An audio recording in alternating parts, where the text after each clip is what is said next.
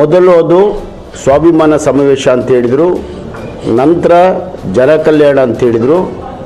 ಅದು ಎರಡೂ ಅಲ್ಲ, ಅದು ಒಂದು ರೀತಿಯ ಸ್ವಾರ್ಥ ಸಮಾವೇಶ ಅಂದರೆ ತಪ್ಪಲ್ಲ.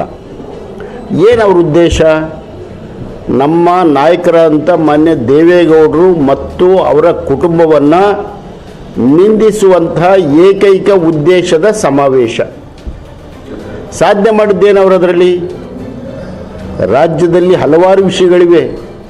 ಒಂದು ಇಡೀ ಸರ್ಕಾರ ಬಂದು ಇಲ್ಲಿ ಮುಖ್ಯಮಂತ್ರಿಗಳ ಆದಿಯಾಗಿ ಬಂದು ಅಷ್ಟು ಜನ ಸೇರಿದ್ರು. ಅದು ಆಮೇಲೆ ಮಾಡಿ ಸಾಧನೆ ಮಾಡಿದ್ದೇನು?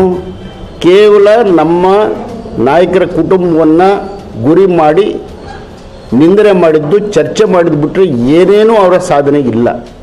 ಅದೊಂದು ಅರ್ಥರಹಿತ ಸಮಾವೇಶ, ಅದಕ್ಕೆ ಯಾವುದೇ ಬೆಲೆ ಇಲ್ಲ.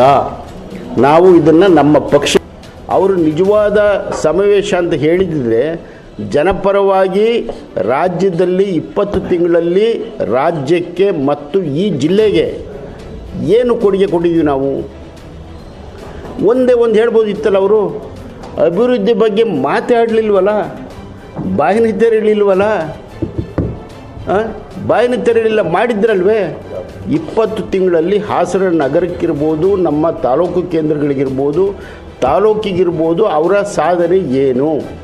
ಶ್ವೇತಪತ್ರ ಹೊರಡಿಸಲಿ, ಅದಾದರೂ ಮಾಡ್ಬೋದಾಗಿತ್ತು, ಅದು ಮಾಡಲಿಲ್ಲ. ಇವತ್ತು PWD ರಸ್ತೆಗಳು ಹೇಗಿದೆ, RDPR ರಸ್ತೆಗಳು ಹೇಗಿದೆ? ಸ್ವಲ್ಪನಾದರೂ ಅವರಿಗೆ ಮಾನ ಮರ್ಯಾದೆ ಬೇಡವೇ? ಆತ್ಮಾವಲೋಕನ ಬೇಡವೇ? ಯಾವ್ಯಾವ ಕ್ಷೇತ್ರಕ್ಕೆ ಯಾವ್ಯಾವ ಇಲಾಖೆಗೆ ಎಷ್ಟೆಷ್ಟು ಹಣ ನಾವು ಬಿಡುಗಡೆ ಮಾಡಿದ್ದೀವಿ ಅಂತ ಹೇಳಬೇಕಲ್ಲ. ನಾವು ಮಾಧ್ಯಮದಲ್ಲಿ ನೋಡಿದ್ವಿ, ತುಂಬ ಖುಷಿಯಾಯಿತು ನಮಗೆ.